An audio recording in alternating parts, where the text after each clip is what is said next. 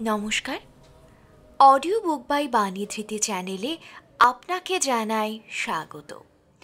আজ পড়ে শোনাব শ্রী শরৎচন্দ্র চট্টোপাধ্যায়ের শরৎ রচনা সমগ্র থেকে গল্প মন্দির।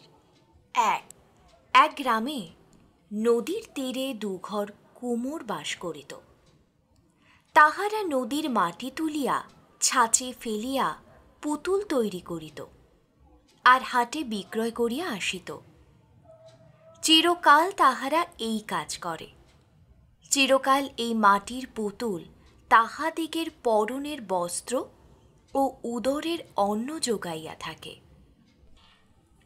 মেয়েরা কাজ করে, জল তুলে, রাধিয়া স্বামী পুত্রকে খাওয়ায় এবং নিবানো ভস্মস্তূপের ভেতর হইতে পোড়া পুতুল বাহির করিয়া আঁচল দিয়া ঝাড়িয়া চিত্রিত হইবার জন্য পুরুষদের হাতের কাছে আগাইয়া দেয়।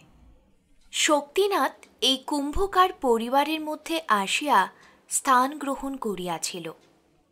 রোগক্লিষ্ট ক্ষীণদেহ এই ব্রাহ্মণ কুমার তাহার বন্ধুবান্ধব, খেলাধুলা, লেখাপড়া সব ছাড়িয়া দিয়া এই মাটির পুতুলের পানে অকস্মাৎ একদিন ঝুঁকিয়া পড়িল। সে বাঁশের ছুরি ধুইয়া দিত, ছাঁচের ভিতর হইতে পরিষ্কার করিয়া মাটি চাচিয়া ফেলিত এবং উৎকণ্ঠিত ও অসন্তুষ্ট চিত্তে পুতুলের চিত্রাঙ্কন কার্য কেমন অসাবধানতার সহিত সমাধা হইতেছে তাহাই দেখিত। কালি দিয়া পুতুলের ভ্রু, চক্ষু, ওষ্ঠ প্রভৃতি লিখিত হইত। কোনোটার ভ্রু মোটা, কোনোটার আধখানা, কাহারও বা ওষ্ঠের নিচে কালির আঁচড় লাগিয়া থাকিত। শক্তিনাথ অধীর উৎসুককে আবেদন করিত, সরকার দাদা, এমন তাচ্ছিল্য করে আঁকছ কেন?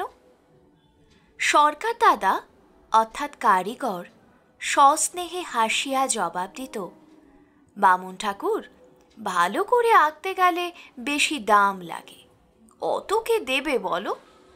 1 পয়সার পুতুল তো আর 4 পয়সায় বিকোবে না। 2 এই সহজ কথাটার অনেক আলোচনা করিয়াও শক্তিনাথ আধখানা মাত্র বুঝিয়াছিল। 1 পয়সার পুতুল ঠিক পয়সায় বিকাইবে, তাহার ভ্রু থাকুক, আধখানা ভ্রু নাই থাকুক। 2 চক্ষু সমান অসমান যাহাই হোক, সেই 1 পয়সা। মিছিমিছি কে এত পরিশ্রম করিবে? পুতুল কিনিবে বালক, 2 দণ্ড তাহাকে আদর করিবে, শোয়াইবে, বসাইবে, কোলে করিবে, তারপর ভাঙ্গিয়া ফেলিয়া দেবে, এই তো। শক্তিনাথ বাটি হইতে সকালবেলা যে মুড়ি মুরগি কাপড়ে বাঁধিয়া আনিয়াছিল, তাহার ভুক্তাবশিষ্ট এখনো বাঁধা আছে। তাহাই খুলিয়া অতিশয় অন্যমনস্কভাবে চিবাইতে চিবাইতে, ছড়াইতে ছড়াইতে সে তাহাদের জীর্ণ বাটির প্রাঙ্গণে আসিয়া দাঁড়াইল। বাটিতে কেহ নাই। ভগ্নস্বাস্থ্য বৃদ্ধ পিতা জমিদার বাটিতে মদনমোহন ঠাকুরের পূজা করিতে গিয়াছেন। ভিজা আলো চাল, কলা, মূলা প্রভৃতি উৎসর্গীকৃত নৈবেদ্য বাঁধিয়া আনিবেন। তাহার পর পাক করিয়া পুত্রকে খাওয়াইবেন, নিজেও খাইবেন। বাড়ির উঠান কুদফুল, করবী ফুল ও শেফালি ফুল গাছপূর্ণ। গৃহলক্ষ্মীহীন বাটিটার সর্বত্রই জঙ্গল, কিছুতেই শৃঙ্খলা নাই, কাহারও পরিপাট্য নাই। বৃদ্ধ ভট্টাচার্য মধুসূদন কোনরূপে দিনপাত করেন। শক্তিনাথ ফুল পাড়িয়া, ডাল নাড়িয়া, পাতা ছিঁড়িয়া উঠানময় অন্যমনস্কভাবে ঘুরিয়া বেড়াইতে লাগিল। প্রতিদিন সকালবেলা শক্তিনাথ কুমোর বাড়ি যায়। আজকাল সে পুতুলের রং দেবার অধিকার পাইয়াছে। তাহার সরকার দাদা সযত্নে সবচেয়ে ভালো পুতুলটা তাহাকে বাছিয়া দিয়া বলে, নাও দাদা ঠাকুর, তুমি চিত্তির করো। দাদা ঠাকুর একবেলা ধরিয়া একটি পুতুল চিত্রিত করে। হয়তো খুব ভালোই হয়, তবু 1 পয়সার বেশি দাম ওঠে না। সরকার দাদা কিন্তু বাটি আসিয়া বলে, বামুন ঠাকুরের চিত্তির করা পুতুলটি 2 পয়সায় বিকিয়েছে। শুনিয়া শক্তিনাথের আর আনন্দ ধরে না। 3, এ গ্রামের জমিদার কায়স্থ, দেবদ্বীজে তাহার বাড়াবাড়ি ভক্তি। গৃহদেবতার নিকষ নির্মিত মদনমোহন বিগ্রহ, পার্শ্বে সুবর্ণ রঞ্জিত শ্রীরাধা। অতুচ্ছ মন্দিরে রৌপ্য সিংহাসনে তাহারই প্রতিষ্ঠিত। বৃন্দাবন লীলার কত অপরূপ চিত্র মন্দির গাত্রে সংলগ্ন। উপরে কিংখাপের চন্দ্রতপ, তাহাতে শতশাখার ঝাড় তুলিতেছে।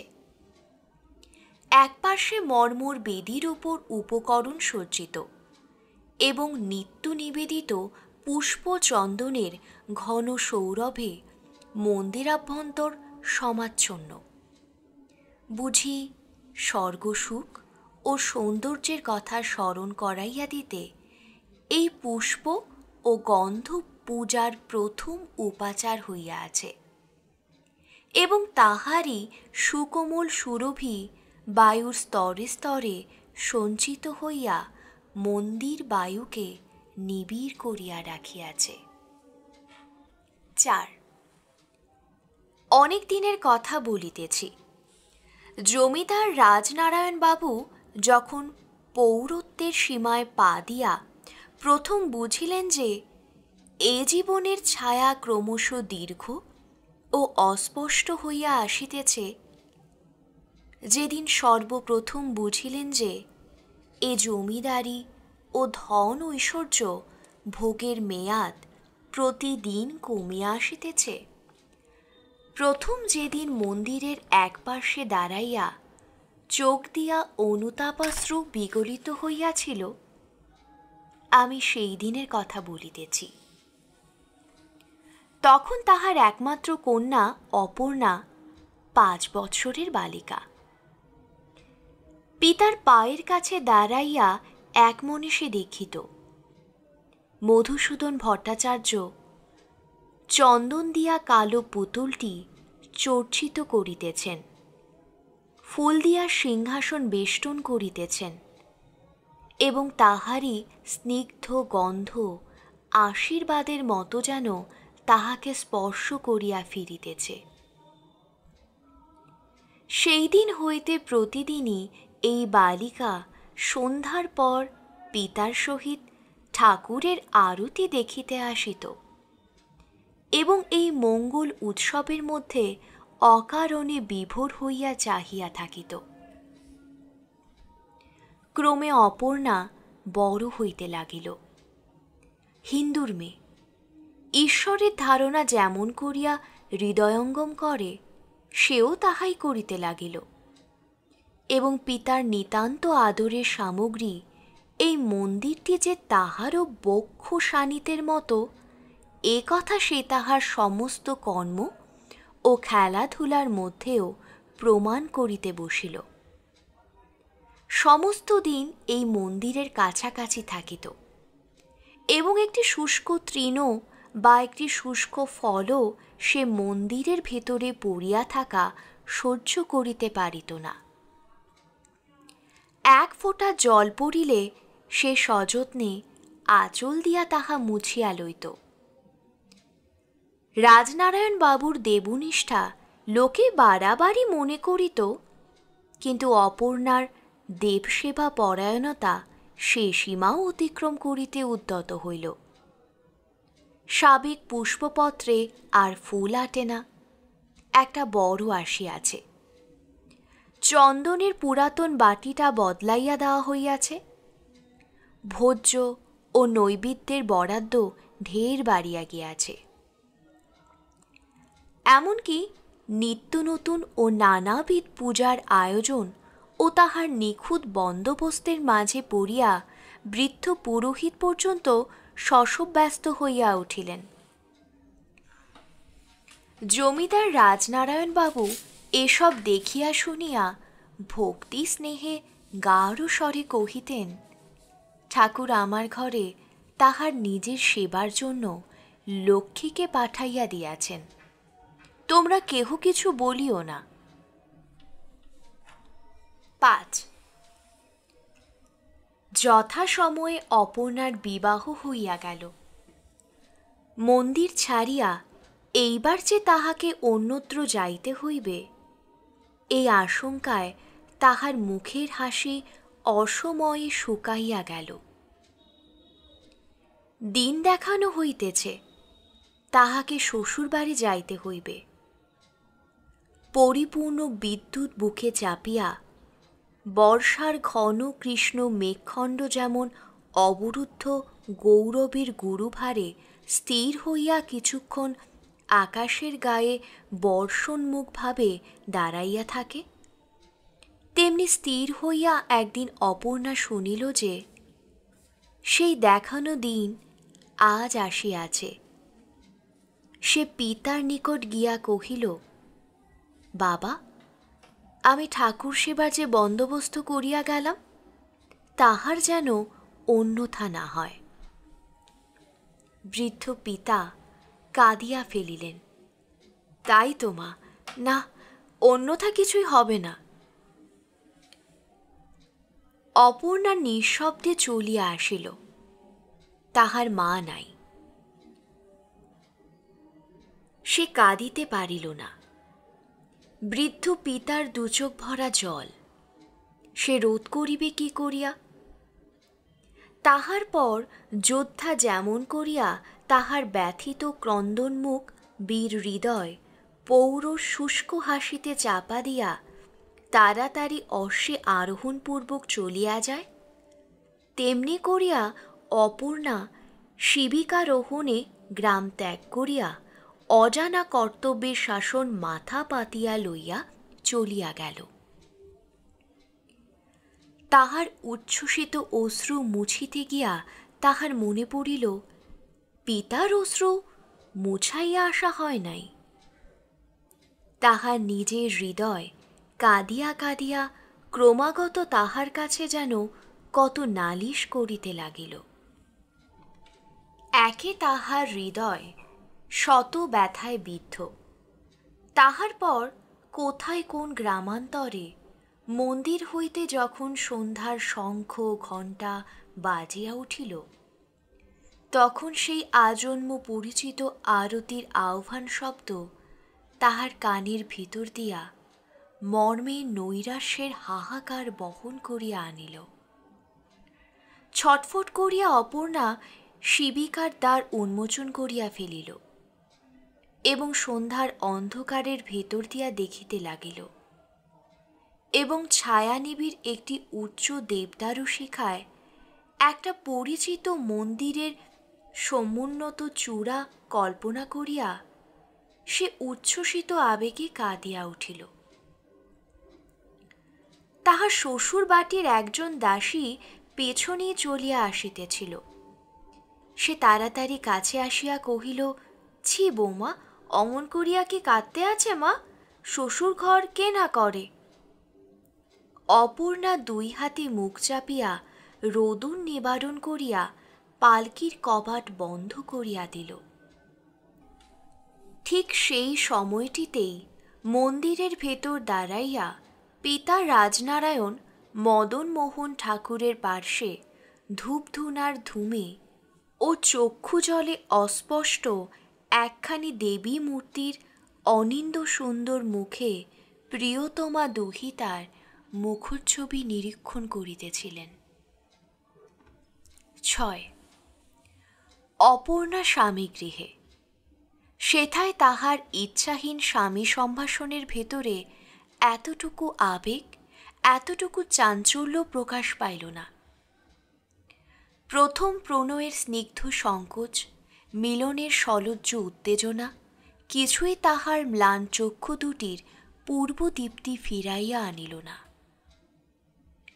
প্রথম হইতেই স্বামী ও স্ত্রী দুজনেই যেন পরস্পরের কাছে কোনো দুর্বোধ্য অপরাধে অপরাধী হইয়া রহিল, এবং তাহারই ক্রুদ্ধ বেদনা কুলপ্লাবিনী উচ্ছ্বসিত তটিনীর ন্যায় একটা দুর্লঙ্ঘ ব্যবধান নির্মাণ করিয়া বহিয়া যাইতে লাগিল। একদিন অনেক রাত্রে অমরনাথ ধীরে ধীরে ডাকিয়া কহিল, অপর্ণা, তোমার এখানে থাকতে কি ভালো লাগে না? অপর্ণা জাগিয়াছিল, বলিল, না। বাপের বাড়ি যাবে? যাব। কাল যেতে চাও? চাই। ক্রুদ্ধ অমরনাথ জবাব শুনিয়া অবাক হইয়া গেল। কিছুক্ষণ চুপ করিয়া থাকিয়া বলিল, আর যদি যাওয়া না হয়? অপর্ণা কহিল, তাহলে যেমন আছি তেমনি থাকব। আবার কিছুক্ষণ দুজনেই চুপ করিয়া থাকিল। অমরনাথ ডাকিল, অপর্ণা। অপর্ণা অন্যমনস্কভাবে বলিল, কি? আমাকে কি তোমার কোনো প্রয়োজন নাই? অপর্ণা গায়ের কাপড় চোপড় সর্বাঙ্গে বেশ করিয়া টানিয়া দিয়া স্বচ্ছন্দে শুইয়া বলিল, ওসব কথা বড় ঝগড়া হয়, ওসব বলো না।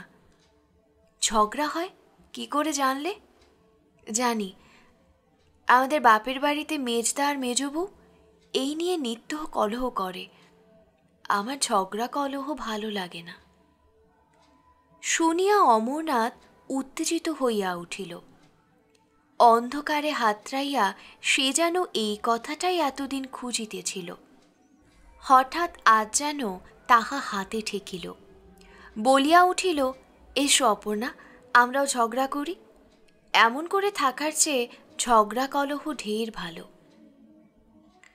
অপর্ণা স্থিরভাবে কহিল, ছি, ঝগড়া কেন করতে যাবে? তুমি ঘুমো।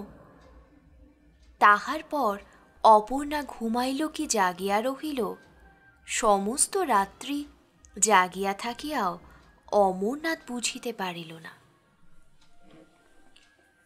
প্রত্যুষে উঠিয়া সন্ধ্যা পর্যন্ত সমস্ত দিন অপর্ণার কাজকর্ম ও জপে তপে কাটিয়া যায়। এতটুকু রঙ্গরস বা কৌতুকের মধ্যে সে প্রবেশ করে না। দেখিয়া তাহার সমবয়সীরা বিদ্রূপ করিয়া কত কি বলে। ননদেরা গোসাই ঠাকুর বলিয়া পরিহাস করে। তথাপি সে দলে মিশিতে পারিল না।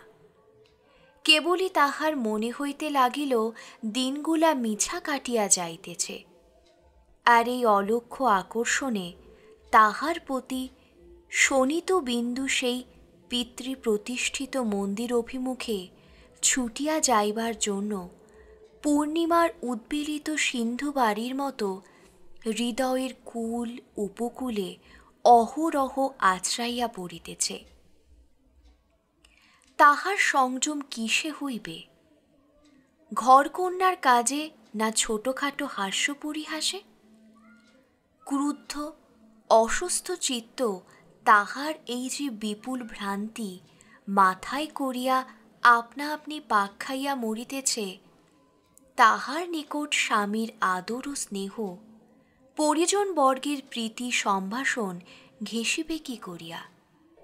কি করিয়া বুঝিবে কুমারীর দেবসেবা দ্বারা নারীত্বের কর্তব্যের সবটুকু পরিসর পরিপূর্ণ করা যায় না? ৭. অমরনাথের বুঝিবার ভুল। সে উপহার লইয়া স্ত্রীর কাছে আসিয়াছে। বেলা তখন ৯টা ১০টা। স্নানান্তে অর্পণা পূজা করিতে যাইতেছিল। গলার স্বর যতটা সম্ভব মধুর করিয়া অমর কহিল, অপর্ণা, তোমার জন্য কিছু উপহার এনেছি, দয়া করে নেবে কি? অপর্ণা হাসিয়া বলিল, নেব বই কি। অমরনাথ আকাশের চাঁদ হাতে পাইল। আনন্দে শৌখিন রুমালে বাঁধা একটা বাক্সের ডালা খুলিতে বসিল। ডালার উপরে অপর্ণার নাম সোনার জলে লেখা। এখন একবার সে অপর্ণার মুখখানি দেখিবার জন্য তাহার মুখের দিকে চাহিল, কিন্তু দেখিল মানুষ কাচের নকল চোখ পড়িয়া যেমন করিয়া চাহে তেমনি করিয়া অপর্ণা তাহার পানে চাহিয়া আছে। দেখিয়া তাহার সমস্ত উৎসাহ এক নিমেষে নিবিয়া গিয়া যেন অর্থহীন এক ফোঁটা শুষ্ক হাসির মাঝে আপনাকে লুকাইয়া ফেলিতে চাহিল। লজ্জায় মরিয়া গিয়াও সে বাক্সের ডালা খুলিয়া গোটা কতক কুন্তলিনীর শিশি আর কি কি বাহির করিতে উদ্যত হইল। অপর্ণা বাধা দিয়া কহিল, এনেছ কি আমার জন্য? অমরনাথের হইয়া আর কে যেন জবাব দিল, হ্যাঁ, তোমার জন্যই এনেছি। দেলখেসগুলো?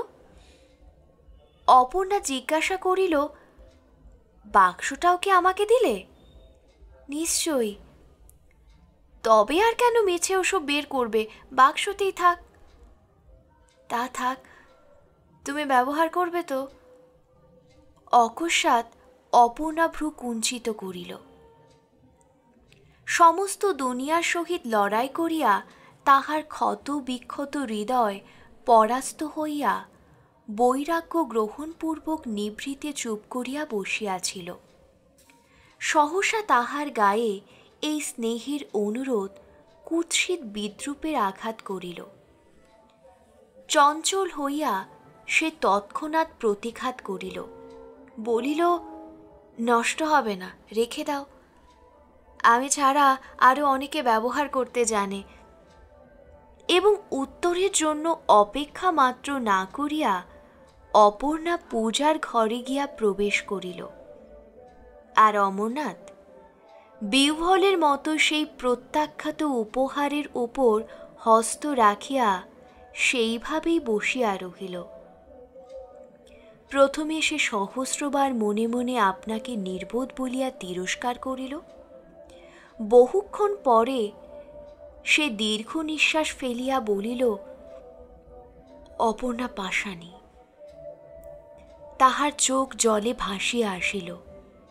সেইখানে বসিয়া একভাবে ক্রমাগত চক্ষু মুছিতে লাগিল। অপর্ণা তাহাকে যদি সুস্পষ্ট ভাষায় প্রত্যাখ্যান করিত, তাহা হইলে কথাটা অন্যরূপ দাঁড়াইতে পারিত। সে যে প্রত্যাখ্যান না করিয়াও প্রত্যাখ্যানের সবটুকু জ্বালা তাহার গায়ে মাখাইয়া দিয়া গিয়াছে, ইহার প্রতিকার সে কি করিয়া করিবে?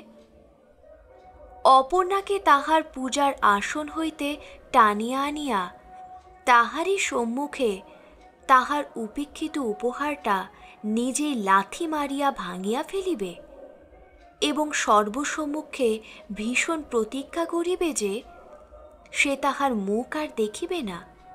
সে কি করিবে? কত কি বলিবে? কোথায় নিরুদ্দেশে চলিয়া যাইবে? হয়তো ছাই মাখিয়া সন্ন্যাসী হইবে, হয়তো অপর্ণার কোনো দারুণ দুর্দিনের দিনে অকস্মাৎ কোথা হইতে আসিয়া তাহাকে রক্ষা করিবে।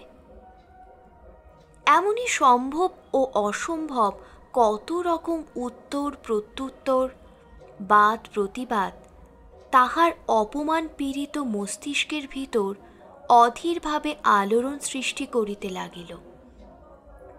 ফলে কিন্তু সে তেমনি বসিয়া রহিল এবং তেমনি কাঁদিতে লাগিল, কিন্তু কিছুতেই তাহার এই আগাগোড়া বিশৃঙ্খল সংকল্পের সুদীর্ঘ তালিকা সম্পূর্ণ হইয়া উঠিল না।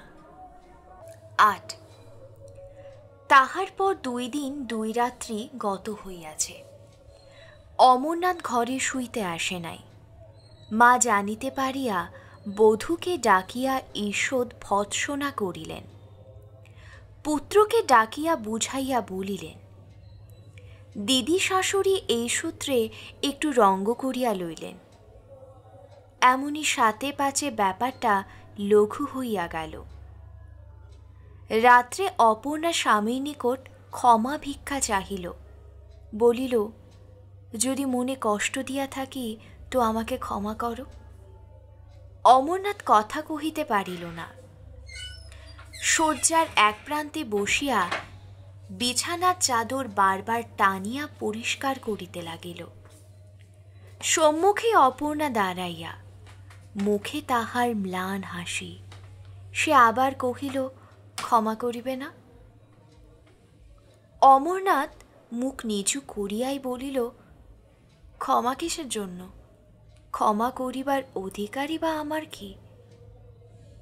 অপর্ণা স্বামীর দুই হাত আপনার হাতের ভিতর লইয়া বলিল, ও কথা বলো না। তুমি স্বামী, তুমি রাগ করে থাকলে কি আমার চলে? তুমি ক্ষমা না করলে আমি দাঁড়াবো কোথায়? কেন রাগ করছো বলো? অমরনাথ আর্দ্র হইয়া কহিল, রাগ তো করি নাই। করো নাই তো? না। অপর্ণা কলহ ভালোবাসিত না, বিশ্বাস না করিয়াও বিশ্বাস করিল। কহিল, তাই ভালো। তাহার পর নিতান্ত নির্ভাবনায় বিছানার এক প্রান্তে শুইয়া পড়িল। অমরনাথ কিন্তু ভারী আশ্চর্য হইয়া গেল। অন্যদিকে মুখ ফিরাইয়া কেবলই সে মনে মনে তর্ক বিতর্ক করিতে লাগিল যে এ কথা তাহার স্ত্রী বিশ্বাস করিল কি করিয়া? সে যে দুদিন আসে নাই, দেখা করে নাই, তথাপি সে রাগ করে নাই, এটা কি বিশ্বাস করিবার কথা? এত কাণ্ড এত শীঘ্র মিটিয়া সব বৃথা হইয়া গেল। তাহার পর যখন সে বুঝিতে পারিল অপর্ণা সত্যই ঘুমাইয়া পড়িয়াছে, তখন সে একেবারে উঠিয়া বসিল এবং দ্বিধাশূন্য হইয়া জোর করিয়া ডাকিয়া বলিল, অপর্ণা, তুমি বুঝি ঘুমোচ্ছ? ও অপর্ণা! অপর্ণা জাগিয়া উঠিল, বলিল, ডাকছ? হ্যাঁ, কাল আমি কলকাতায় যাব। কই, সে কথা তো আগে শুনি নাই। এত শীঘ্র তোমার কলেজের ছুটি ফুরলো, আর দুদিন থাকতে পারো না? না, আর থাকা হয় না। অপর্ণা একটু ভাবিয়া জিজ্ঞাসা করিল, তুমি কি আমার উপর রাগ করে যাচ্ছ? ইহা যে সত্য কথা অমরনাথ তাহা জানিত, কিন্তু সে কথা সে স্বীকার করিতে পারিল না। সংকোচ আসিয়া তাহার যেন কোচার খুঁট ধরিয়া টানিয়া ফিরাইল। আশঙ্কা হইল পাছে সে আপনার অপদার্থতা প্রতিপন্ন করিয়া অপর্ণার সম্ভ্রম হানি করিয়া বসে। এমনি করিয়া কৌতূহল বিমুখ নারীর নিশ্চেষ্টতা তাহাকে অভিভূত করিয়া ফেলিল। স্বামিত্বের যেটুকু তেজ সে তাহার স্বাভাবিক অধিকার হইতে গ্রহণ করিয়াছিল, সেইটুকু এই 4-5 মাস ধরিয়া দিনে দিনে অপর্ণা আকর্ষণ করিয়া লইয়াছে। এখন সে ক্রোধ প্রকাশ করিবে কোন সাহসে? অপর্ণা আবার বলিল, রাগ করে কোথাও যেও না, তাহলে আমার মনে বড় ব্যথা লাগবে। অমরনাথ মিথ্যা ও সত্য যাহা বানাইয়া বলিতে পারিল, তাহার অর্থ এই যে সে রাগ করে নাই, এবং তাহারই প্রমাণস্বরূপ সে আরও 2 দিন থাকিয়া যাইবে।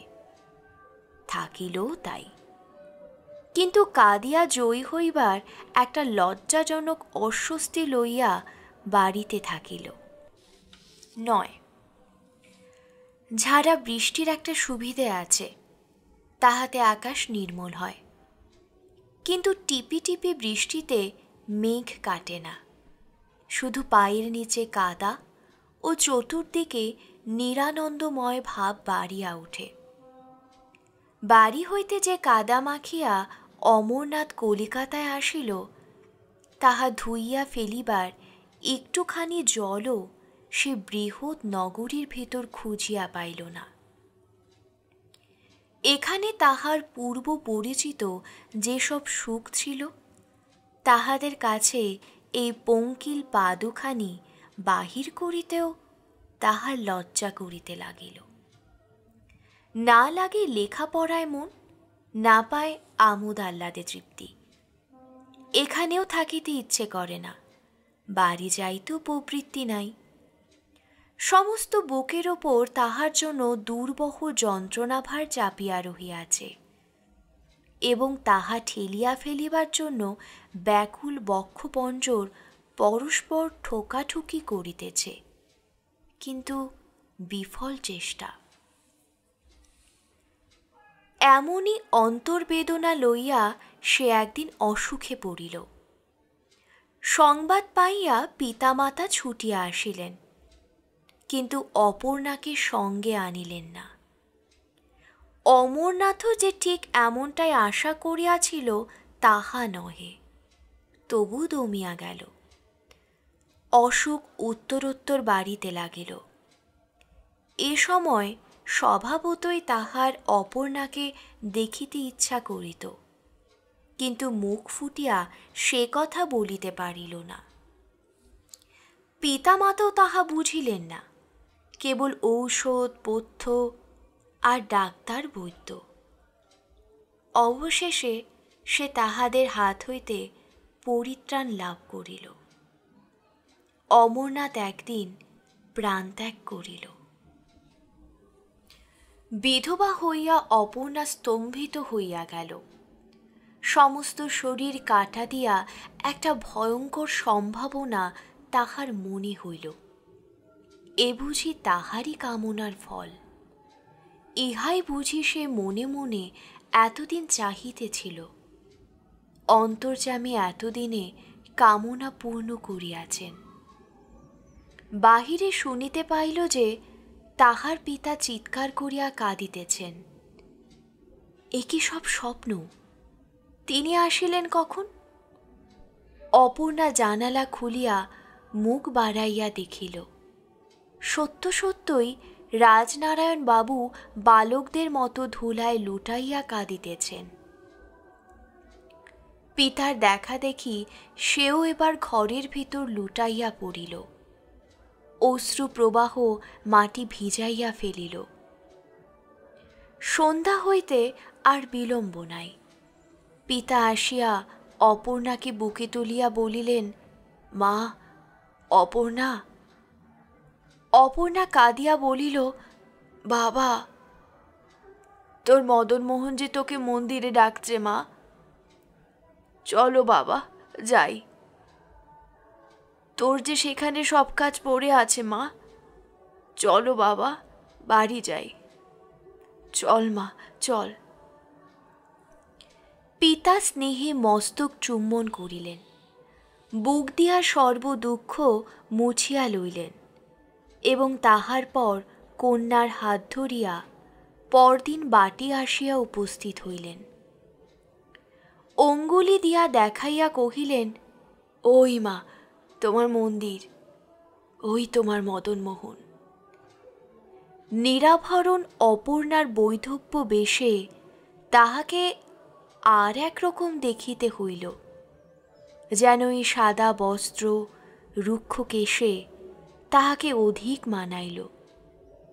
সে তাহার পিতার কথা ভারী বিশ্বাস করিল, ভাবিল দেবতার আহ্বানেই সে ফিরিয়া আসিয়াছে। ঠাকুরের মুখে যেন তাই হাসি, মন্দিরে যেন তাই শতগুণ সৌরভ। নিজে যেন সেই পৃথিবীর অনেক উচ্চে এইরূপ মনে হইল। যে স্বামী নিজের মরণ দিয়া তাহাকে পৃথিবীর এত উচ্চে রাখিয়া গিয়াছেন, সেই মৃত স্বামীর উদ্দেশ্যে শতবার প্রণাম করিয়া অপর্ণা তাহার অক্ষয় স্বর্গ কামনা করিল। 10. শক্তিনাথ এক মনে ঠাকুর গড়িতেছিল। পূজা করার চেয়ে ঠাকুর তৈরি করাতে সে অধিক ভালোবাসিত। কেমন রূপ, কেমন নাক, কান, চোখ হইবে, কোন রং বেশি মানাইবে, এই তাহার আলোচ্য বিষয়। কি দিয়া তাহার পূজা করিতে হয়, কি মন্ত্র জপ করিতে হয়, এসব ছোট বিষয়ে তাহার লক্ষ্য ছিল না। দেবতার সম্পর্কে সে আপনাকে আপনি প্রমোশন দিয়া সেবকের স্থান হইতে পিতার স্থানে উঠিয়া আসিয়াছিল। তবু তাহার পিতা তাহাকে আদেশ করিলেন, শক্তিনাথ, আজ আমার জ্বর বেড়েছে, জমিদার বাটিতে গিয়ে তুমি পূজা করে এসো। শক্তিনাথ বলিল, এখন ঠাকুর করছি। বৃদ্ধ অসমর্থ পিতা রাগ করিয়া বলিলেন, ছেলে খালা থাক এখন বাবা, কাজ সেরে এসো। পূজার মন্ত্র আবৃত্তি করিতে তাহার মোটে ইচ্ছা হইল না, তবু উঠিতে হইল। পিতার আদেশে স্নান করিয়া চাদর ও গামছা কাঁধে ফেলিয়া দেব মন্দিরে আসিয়া দাঁড়াইল। ইহার পূর্বেও সে কয়েকবার এ মন্দিরে পূজা করিতে আসিয়াছে, কিন্তু এমন কাণ্ড কখনো দেখে নাই। এত পুষ্প গন্ধ, এত ধূপধুনার আড়ম্বর, ভোজ্য ও নৈবেদ্যের এত বাহুল্য, তার ভারী ভাবনা হইল। এত লইয়া সে কি করিবে, কিরূপে কাহার পূজা করিবে? সকলের চেয়ে সে অপর্ণাকে দেখিয়া আশ্চর্য হইয়া গেল। এ কে, কোথা হইতে আসিয়াছে, এতদিন কোথায় ছিল? অপর্ণা কহিল, তুমি কি ভট্টাচার্য মশাইয়ের ছেলে? শক্তিনাথ বলিল, হ্যাঁ, তবে পা ধুয়ে পূজা করতে বসো। পূজা করিতে বসিয়া শক্তিনাথ আগা গোড়া ভুলিয়া গেল। একটা মন্ত্র তাহার মনে পড়ে না, সেদিকে তাহার মনও নাই, বিশ্বাসও নাই। শুধু ভাবিতে লাগিল, এ কে, কেন এত রূপ, কি জন্য বসিয়া আছে, ইত্যাদি। পূজার পদ্ধতি ওলট পালট হইতে লাগিল। কখনো ঘণ্টা বাজাইয়া, কখনো ফুল ফেলিয়া, নৈবেদ্যের ওপর জল ছিটাইয়া এই অজ্ঞ নতুন পুরোহিতটি যে পূজার কেবল ভান করিতেছে মাত্র, বিজ্ঞ পরীক্ষকের মতো পেছনে বসিয়া অপর্ণা সব বুঝিল। চিরদিন দেখিয়া দেখিয়া এসব ভালো করিয়াই জানে। শক্তিনাথ তাহাকে ফাঁকি দেবে কি করিয়া? পূজাবসানে কঠিন স্বরে অপর্ণা কহিল, তুমি বামুনের ছেলে, অথচ পূজা করতে জানো না? শক্তিনাথ বলিল, জানি, চাই জানো।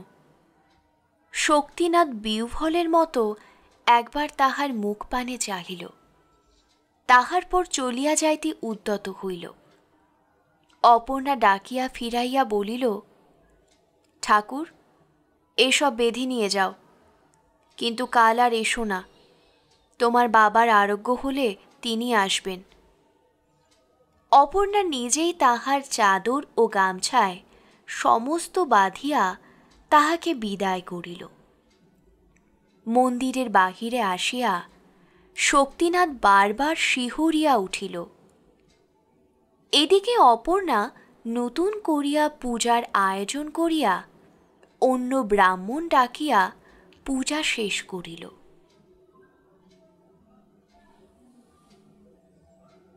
11 1 মাস গত হইয়াছে। আচার্য যদুনাথ জমিদার রাজনারায়ণ বাবুকে বুঝাইয়া বলিতেছেন, আপনি তো সমস্তই জানেন, বড় মন্দিরে বৃহৎ পূজা ভট্টাচার্যের ছেলের দ্বারা কিছুতেই সম্পন্ন হইতে পারে না। রাজনারায়ণ বাবু সায় দিয়া বলিলেন, অনেকদিন হল অপর্ণাও ঠিক এই কথাই বলেছিল।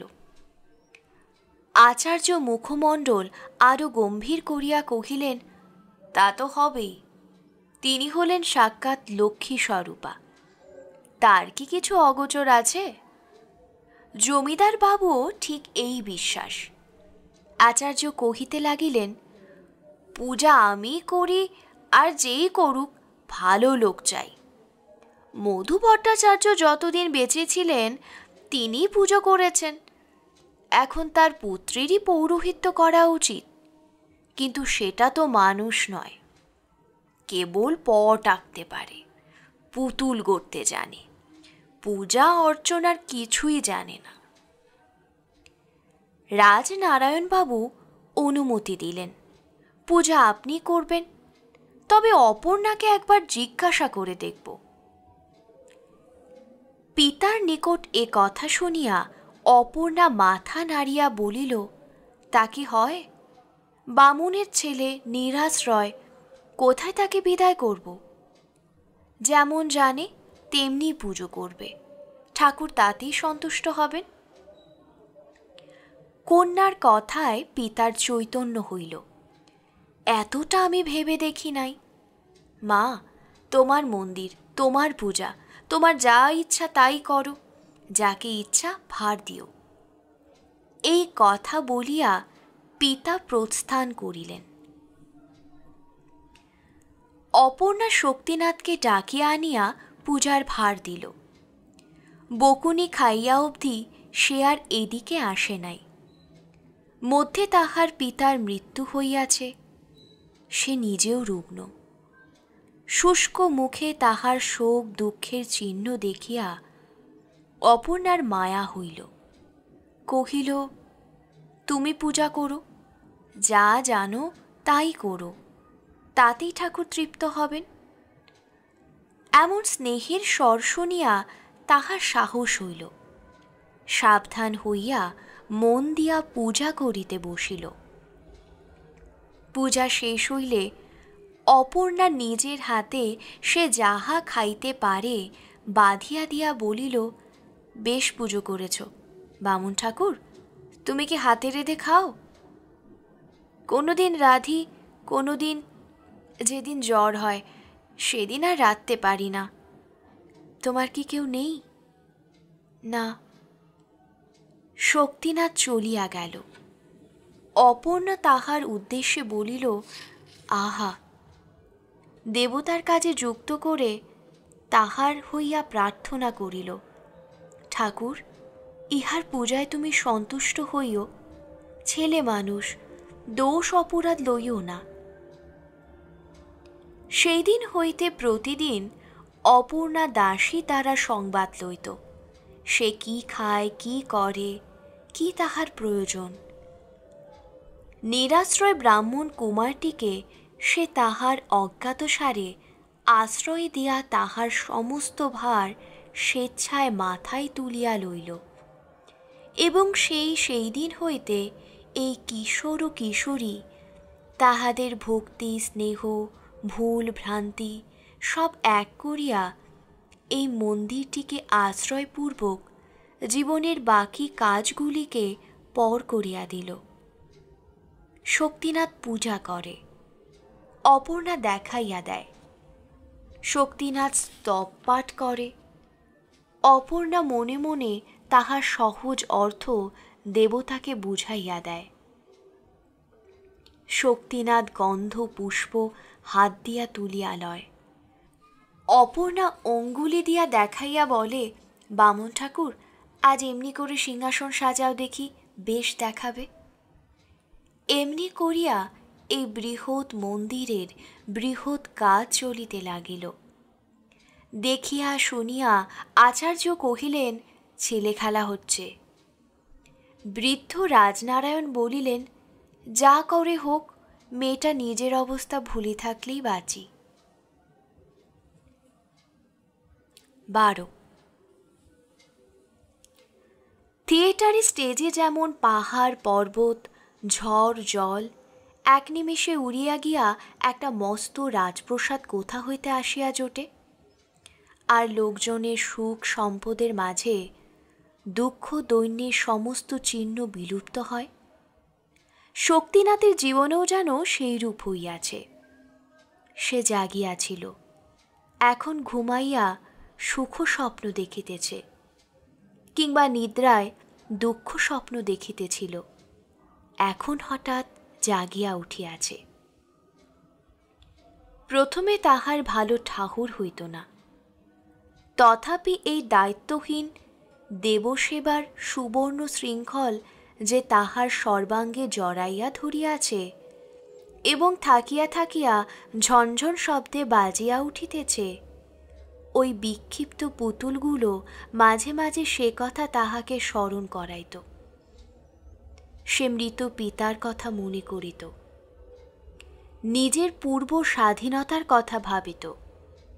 মনে হইত সে যেন বিকাইয়া গিয়াছে, অপর্ণা তাহাকে কিনিয়াছে। অমনি অপর্ণা স্নেহক্রমে মোহের মতো তাহাকে আচ্ছন্ন করিয়া ফেলিল। অকস্মাৎ একদিন শক্তিনাথের মামাতো ভাই আসিয়া উপস্থিত হইল। তাহার ভগিনীর বিবাহ। মামা কলিকাতায় থাকেন, সময় ভালো, কাজেই সুখের দিনে ভগিনী ওকে মনে পড়িয়াছে, যাইতেই হইবে। কলিকাতা যাইবে কথাটা শক্তিনাথের খুব ভালো লাগিল। সমস্ত রাত্রি সে দাদার নিকট বসিয়া কলিকাতার সুখের গল্প, শোভার কাহিনী, সমৃদ্ধির বিবরণ শুনিয়া মুগ্ধ হইয়া গেল। পরদিন মন্দিরে যাইতে তাহার ইচ্ছা হইল না।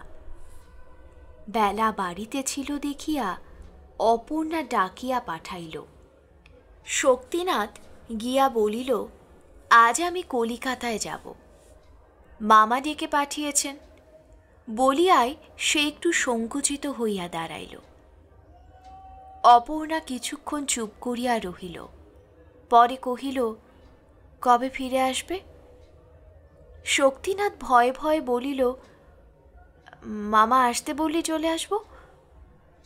অপর্ণা আর কিছু জিজ্ঞাসা করিল না। আবার সেই যদু আচার্য আসিয়া পূজা করিতে বসিলেন। আবার তেমনি করিয়া অপর্ণা পূজা দেখিতে লাগিল, কিন্তু কোনো কথা বলিবার আর তাহার প্রয়োজন হইল না, ইচ্ছাও ছিল না। কলিকাতায় আসিয়া বিবিধ বৈচিত্র্যে শক্তিনাথের বেশ দিন কাটিলেও কয়েকদিন পরেই বাড়ির জন্য তাহার মন কেমন করিতে লাগিল। সুদীর্ঘ অলস দিনগুলো আর যেন কাটিতে চাহে না। রাত্রে সে স্বপ্ন দেখিতে লাগিল, অপর্ণা যেন তাহাকে ক্রমাগত ডাকিতেছে, আর উত্তর না পাইয়া রাগ করিতেছে। একদিন সে মামাকে কহিল, আমি বাড়ি যাব। মামা নিষেধ করিলেন, সে জঙ্গলে গিয়ে আর কি হবে, এইখানে থেকে লেখাপড়া করো, আমি তোমার চাকরি করে দেব। শক্তিনাথ মাথা নাড়িয়া চুপ করিয়া রহিল। মামা কহিলেন, তবে যাও। বড় বউ শক্তিনাথকে ডাকিয়া বলিলেন, ঠাকুরপো, কাল বুঝি বাড়ি যাবে? শক্তিনাথ বলিল, হ্যাঁ যাব। অপর্ণার জন্য মন কেমন করছে নাকি? শক্তিনাথ বলিল, হ্যাঁ। সে তোমাকে খুব যত্ন করে, নয়? শক্তিনাথ মাথা নাড়িয়া কহিল, খুব যত্ন করে। বড় বউ মুখ টিপিয়া হাসিলেন।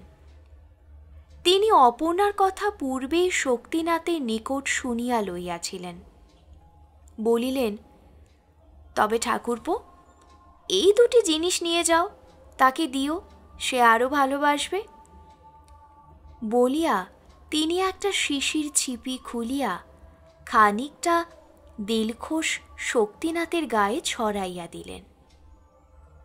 গন্ধে শক্তিনাথ পুলকিত হইয়া শিশি দুইটি চাদরে বাঁধিয়া লইয়া পরদিন বাটি ফিরিয়া আসিল। 13 শক্তিনাথ মন্দিরে প্রবেশ করিয়াছে। পূজা শেষ হইয়াছে। চাদরে সেই শিশি দুইটি বাঁধা আছে, কিন্তু দিতে সাহস হইতেছে না। এই কয়দিনে অপর্ণা তাহার নিকট হইতে এত দূরে সরিয়া গিয়াছে, মুখ ফুটিয়া কিছুতে বলিতে পারিল না, তোমার জন্য সাত করিয়া কলিকাতা হইতে ইহা আনিয়াছি। সুগন্ধে তোমার দেবতা তৃপ্ত হন, তাই তুমিও হইবে। এইভাবে 7-8 দিন চলিল।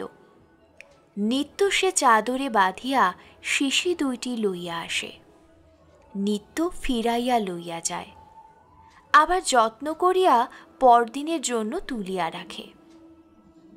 পূর্বের মতো একদিনও যদি অপর্ণা তাহাকে ডাকিয়া একটা কথাও জিজ্ঞাসা করিত, তাহা হইলে হয়তো সে তাহাকে তাহা দিয়া ফেলিত, কিন্তু এ সুযোগ আর কিছুতেই হইল না।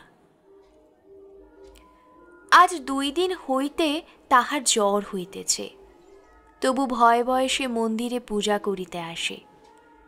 কি একটা অজানা আশঙ্কায় সে পীড়ার কথাটাও বলিতে পারে না। অপর্ণা কিন্তু সংবাদ লইয়া জানিত যে সে 2 দিন শক্তিনাথ কিছুই খায় নাই, অথচ পূজা করিতে আসিতেছে। অপর্ণা জিজ্ঞাসা করিল, ঠাকুর, তুমি 2 দিন ধরে কিছু খাও নাই কেন?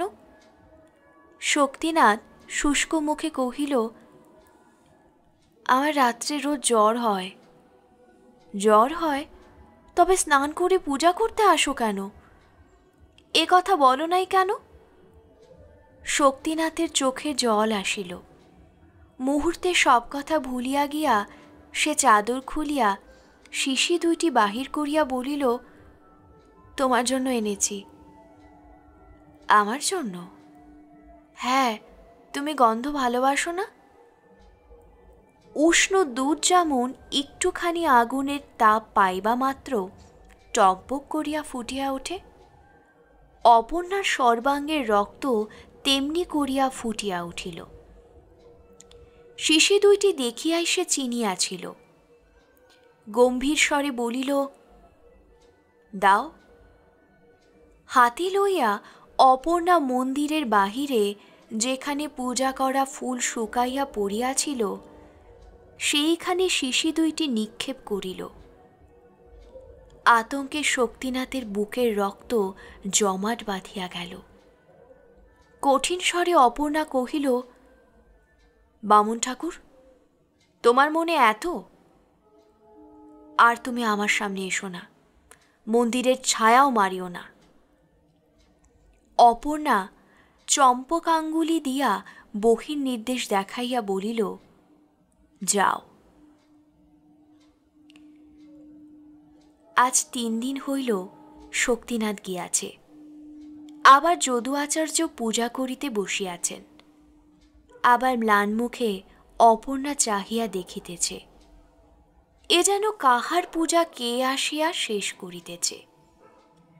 পূজা সাঙ্গ করিয়াই নৈবেদ্যের রাশি গামছায় বাঁধিতে বাঁধিতে আচার্য মহাশয় নিঃশ্বাস ফেলিয়া বলিলেন, ছেলেটা বিনা চিকিৎসায় মারা গেল। আচার্যের মুখপানে চাহিয়া অপর্ণা জিজ্ঞাসা করিল, কে মারা গেল? তুমি বুঝি শোনো নাই? কয়দিনের জ্বরে শক্তিনাথ, ওই মধু ভট্টাচার্যের ছেলে, আজ সকালবেলা মারা পড়েছে। অপর্ণা তবুও তাহার মুখপানে চাহিয়া রহিল। আচার্য দ্বারের বাহিরে আসিয়া বলিলেন, পাপের ফলে আজকাল মৃত্যু হচ্ছে। দেবতার সঙ্গে কি তামাশা চলে মা? আচার্য চলিয়া গেলেন। অপর্ণা দ্বার রুদ্ধ করিয়া মাটিতে মাথা ঠুকিয়া কাঁদিতে লাগিল। সহস্রবার কাঁদিয়া জিজ্ঞাসা করিতে লাগিল, ঠাকুর, এ কার পাপে? বহুক্ষণ পরে সে উঠিয়া বসিল। চোখ মুছিয়া সে সেই শুষ্ক ফুলের ভিতর হইতে স্নেহের দান মাথায় করিয়া তুলিয়া লইল। মন্দিরের ভেতর আবার প্রবেশ করিয়া দেবতার পায়ের কাছে তাহা নামাইয়া দিয়া কাঁদিয়া উঠিল। ঠাকুর, আমি যা নিতে পারি নাই তা তুমি নাও। নিজের হাতে আমি কখনো তোমার পূজা করি নাই, আজ করছি। তুমি গ্রহণ করো, তৃপ্ত হও। আমার অন্য কোনো কামনা নাই।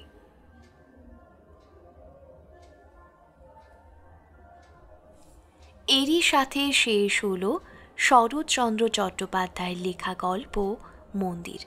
আমাদের গল্প পাঠ কেমন লাগছে কমেন্ট করে অবশ্যই জানাবেন, এবং আরও জানাবেন আপনার পছন্দের গল্প বা উপন্যাসের নাম।